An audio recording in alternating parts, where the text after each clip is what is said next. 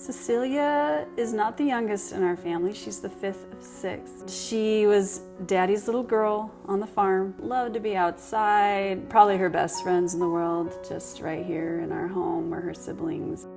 It started in the spring of 2022. On the way home from the spring break trip, she kept getting car sick. We'd get in the car for more than like 5 minutes. She'd be like, my head hurts. And it was probably only a matter of a couple weeks, and then one of her eyes quit tracking. Yeah, and Allison went to see Dr. Wright, our family doctor, and I think the comment was, after just a couple of simple tests, the comment was, I wish we had a CT scan yesterday. My phone rang, and it was Dr. Wright, and she said, you need to drop everything and get down to Riley ER. She's got a golf ball-sized mass in the geographic center of her brain.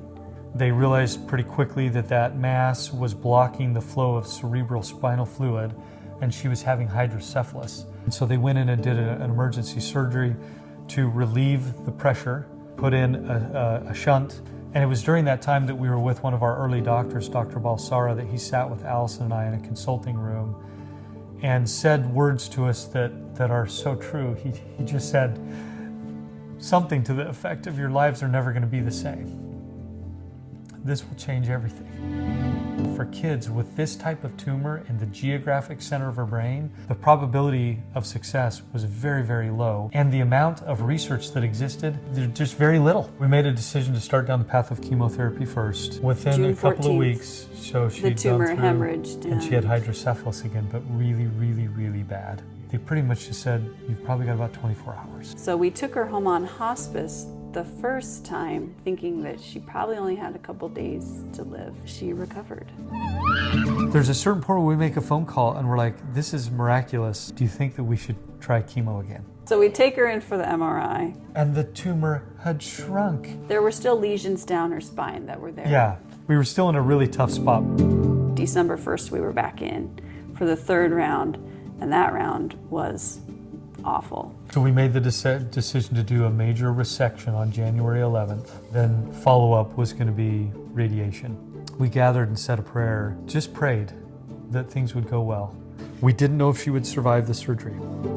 It was about February 1st that we went home, a couple weeks. And so during that time, again, we'd done the resection, but now the decision is, should we go to radiation? We, for our family, decided that we would not go to radiation, that we wanted to preserve Cecilia and her brain for who she was right then, and not put her through that, especially because they told us as we were getting ready to make the decision that it would not be curative.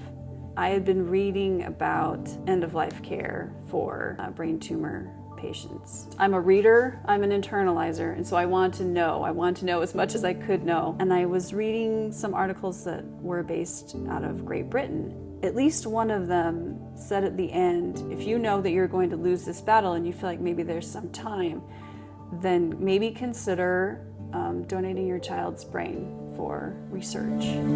I was truthfully sick to my stomach when she mentioned that, because at this point she's running and having a blast. You won! No longer has a pain pump. She's just having a wonderful summer back home. To have this thought of, I'm going to make a commitment to potentially donate tissue, brain tissue for research was painful at first, but over just a couple of days, we had a lot of dialogue together. If we did lose the battle, this is something we could do. It's a big deal. A lot of times we lose the battle of fighting brain cancer because we don't have the right treatments to offer.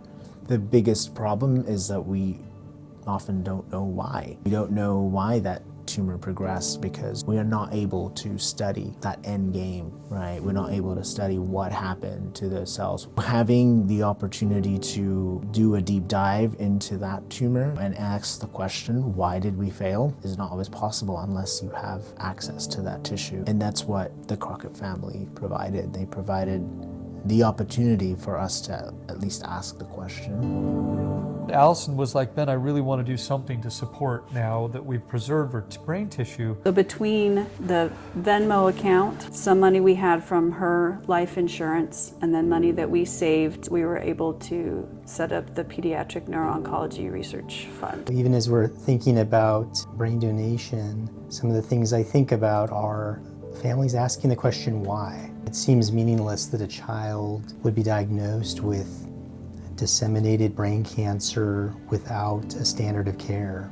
This family, as well as the second family who had participated in the brain donation program, they both talked about how they believed the body was not the full existence, that this donation should help others because we believe there's a future time when there will be a restoration of all things. For us to be able to do this, it's an inbreaking of meaning now. For her to have this amazing gift given actually means the fight is still going on, even though she has died. Now is the time, and maybe Riley is the place that we can solve some of these problems. I truly believe that that's why we're here. God's giving us an experience to grow and learn, and that comes with pain and suffering and death. But out of it can come lots of good and growth. And helping others.